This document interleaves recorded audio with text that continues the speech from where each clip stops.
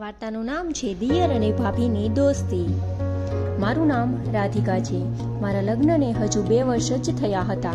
આ 2 વર્ષમાં મને મારા ઘરમાં સૌથી વધુ મારા દિયર અભિષેક સાથે જ ભળતું હતું। મારો દિયર ખૂબ જ સંસ્કારી અને સીધો સાદો છોકરો હતો। દિયર ભાભીની દોસ્તી દિવસે ને દિવસે વધુ જામતી જતી હતી। તેઓને હું લાડથી અભી કહીને જ બોલાવતી। ઘરમાં હું, મારા સાસુ, સસરા તેમજ મારા પતિ સાગર અને મારો દેર અભિષેક રહેતા હતા। મારા પતિ સાગરનો સ્વભાવ પણ ખૂબ જ સારો હતો। અમારું ઘર પૈસે ટકે પણ ખૂબ જ સુખી અને સંપન્ન ઘર હતું। મારા સસરા નિવૃત્ત શિક્ષક હતા। તેઓ આખો દિવસ પોતાનો સમય લાઇબ્રેરીમાં જ પસાર કરતા। મારા સાસુ શ્રી કૃષ્ણના ભક્ત હતા। તેઓ મોટા ભાગનો સમય હવેલીની સેવામાં વિતાવતા હતા। મારા પતિનો બિઝનેસ ઘણો ફૂલ્યો ફાલ્યો હતો। તેઓ દિવસ રાત સતત પોતાના કામમાં ગળાડૂબ રહેતા। બિઝનેસની ટ્રીપ પણ અવારનવાર બીજા રાજ્યોમાં થતી રહેતી। મારા પતિ પાસે મને આપવા માટે પૂરતી સુખ સગવડ હતી, પરંતુ ક્યારેય પણ તેઓ મને સમય આપી શકતા ન હતા। ઘરમાં મોટા ભાગના સમયે હું અને મારો દિયર અમે બંને જ રહેતા। મારા લગ્ન થયા ત્યારે મારા દિયર કોલેજના 3જા વર્ષમાં અભ્યાસ કરી રહ્યા હતા। તેઓ સવારે 2 કલાક કોલેજે જતા, બાકીનો આખો દિવસ અમે ઘરમાં સાથે જ રહેતા। અભી ઘણો જ મસ્તીખોર યુવાન હતો। સાથે સાથે તે ભણવામાં પણ ખૂબ જ હોશિયાર હતો। ઘણીવાર હું તેને ભણવામાં મદદ પણ કરતી, તેમને નોટ્સ લખી આપતી। અમે બંને બપોર વચ્ચે મૂવી જોતા અને સાંજે સાથે નાસ્તો કરતા। મારા પતિને રાતે ક્યારેક આવવામાં મોડું થાય તો હું અને મારો દેર અમે બંને લોંગ ડ્રાઈવ ઉપર પણ જતા હતા। જેમ જેમ સમય પસાર થતો ગયો તેમ તેમ અમારી દોસ્તી પણ વધુ પાકી થતી ગઈ। અમે એકબીજાથી સાવ નજીકના અંગત મિત્રો બની ગયા। અમારા ઘરમાં હું મારા પતિ કરતાં પણ મારા દિયરથી માનસિક રીતે વધુ નજીક હતી, કેમ કે હું સૌથી વધુ સમય મારા દિયર સાથે જ પસાર કરતી હતી। મારા પતિ સાગર અને મારા દિયર અભિનવ બંને દેખાવમાં જોડિયા લાગતા હતા। બંનેની શકલ એક જ સરખી હતી। અમારા ઘરના 4-5 સભ્યો સિવાય કોઈ પણ બહારની વ્યક્તિ આ બંને ભાઈઓને ઓળખી શકતી ન હતી। મને અને મારા દિયરને અમને બંનેને એકબીજાની તમામ વાતોની જાણ હતી। અમે બંને એકબીજાને બધું જ શેર કરતા।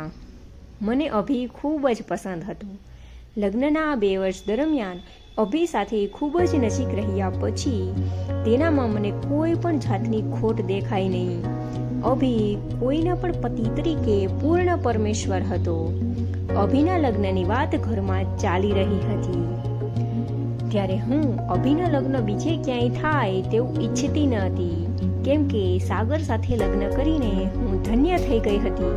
આ જ ઘરમાં મારી નાની બહેનને અભી સાથે પરણાવીને હું તેમની જિંદગી પણ ધન્ય કરી દેવા માંગતી હતી। એકવાર ઘરના બધા સભ્યોની હાજરીમાં મેં મારા સાસુ સસરા સમક્ષ મારી નાની બહેનના અભી સાથે લગ્નનો પ્રસ્તાવ મૂક્યો।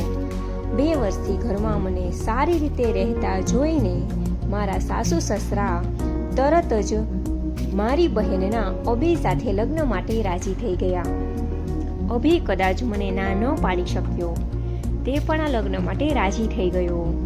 થોડા જ દિવસોમાં અભી અને મારી નાની બહેન અનન્યાની સગાઈ કરી દેવામાં આવી। અભી હવે વધુ ને વધુ સમય અનન્યા સાથે વિતાવવા લાગ્યો।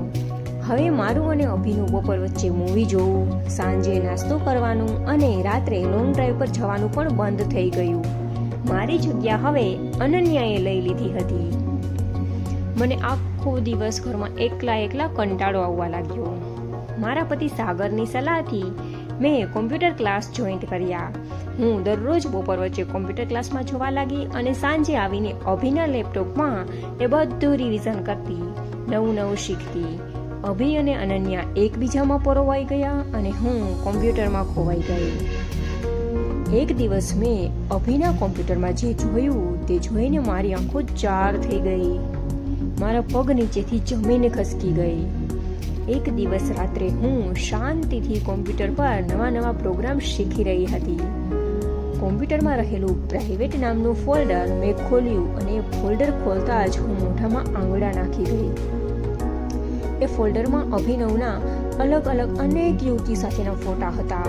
અમુક ફોટા તો સાવ અભદ્ર હતા. મને જોઈને પણ શરમ આવી જાય એવી સ્થિતિમાં છોકરીઓ સાથે તેના અનેક ફોટા હતા. મેં ધડામ દઈને ખીજથી લેપટોપ બંધ કરી દીધું. સાગર બિઝનેસ ટૂર પર બહાર ગામ ગયા હતા. અભી અનન્યા સાથે બહાર ફરવા ગયો હતો. હું અનેક વિચાર કરતી, પડખા ફરતી મારી બહેન સાથે છેતરપિંડી કર્યાનો બળાપો કાઢતી સૂઈ ગઈ. સવારે ઉઠીને મેં મારા સાસુ સસરા અને અભીની હાજરીમાં જ આ સગાઈને ફોક જાહેર કરી દીધી. અભી નીચું મોઢું કરીને ઊભો હતો. તેણે એક પણ શબ્દ પોતાની સફાઈમાં ન કહ્યો. સાસુ સસરાએ પણ થોડી દલીલ બાદ મારા નિર્ણયને સ્વીકારી લીધો. સગાઈ તોડાવ્યા બાદ હું ન તો હવે અભી સાથે બોલતી હતી, ન તો ક્યાંય બહાર જતી હતી. અભીએ 1-2 વાર સામેથી મને બોલાવવાની કોશિશ કરી, પરંતુ મેં જવાબ પણ આપ્યો નહીં. અનન્યા અભીના પ્રેમમાં પાગલ થઈ ગઈ હતી. તે મારી કોઈ પણ વાત સમજવા તૈયાર ન હતી. અનન્યા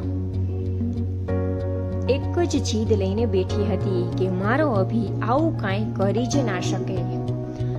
અનન્યાની અભીના સંસ્કાર પર અને અભીના પ્રેમ પર પૂરો ભરોસો હતો. અનન્યા ગમે તેમ તોય મારી તો સગી બહેન હતી ને. તેના મનની શાંતિ માટે મેં તે તમામ ફોટા અભી પાસેથી લઈ અનન્યાને બતાવી દીધા. અનન્યાની ખૂબ જ આજીજી પછી હું, અભી અને અનન્યા બહાર એક જગ્યાએ મળ્યા. ફોટા જોઈ અનન્યાએ મને જે કીધું કે મારા માથે તો જાણે આકાશ તૂટી પડ્યું. અનન્યાએ મને જણાવ્યું કે દીદી, આ શર્ટ કાઢેલા ફોટામાં જે માણસ છે એમની છાતી ઉપર કાળું મોટું લાખું છે, જ્યારે મારા અભીની છાતી પર તો આવું કોઈ લાખું છે જ નહીં. મતલબ આ તમામ ફોટામાં રહેલો વ્યક્તિ અભી નહીં, પરંતુ અભીની હમશકલ છે. મારા પતિ સાગરની છાતીએ રહેલું કાળું મોટું લાખું મારી નજર સમક્ષ તરી વર્યું. મતલબ હવે એકદમ સાફ હતો. આ ફોટામાં અલગ છોકરીઓ સાથે ફરતો વ્યક્તિ અભી નહીં, પરંતુ મારો પતિ સાગર જ હતો. અભી તો સાવ નિર્દોષ હતો. હું ધ્રુસકે રડવા લાગી. હું આજીજી કરીને અભીની માફી માંગતી રહી. અભીએ મારી ભૂલોને ભૂલી પોતાની મિત્રતા નિભાવી દીધી અને અનન્યા સાથે જે લગ્ન કરવાનું વચન આપી મને એટલે કે પોતાની ભાભીને માફ પણ કરી દીધી. મારા ગળે હજુ પણ ડૂમો બાઝેલો હતો, કેમ કે આ બધું જાણ્યા પછી મારો અને સાગરનો સંબંધ શૂન્ય હતો. અભી અને અનન્યાને હસતા આશીર્વાદ આપ્યા અને હું મારા પિયર તરફ જવા ચાલતી થઈ ગઈ. કેમ કે છેલ્લા 2 વર્ષથી બિઝનેસ ટૂર અને ધંધાને નામે મને છેતરતા વ્યક્તિ સાથે જીવવા કરતા તો ખુદના પગ પર ઊભું થવું શું ખોટું. જો તમને મારી વાર્તા પસંદ આવી હોય તો મારી ચેનલને આજે જ લાઈક અને સબસ્ક્રાઈબ કરો. ધન્યવાદ.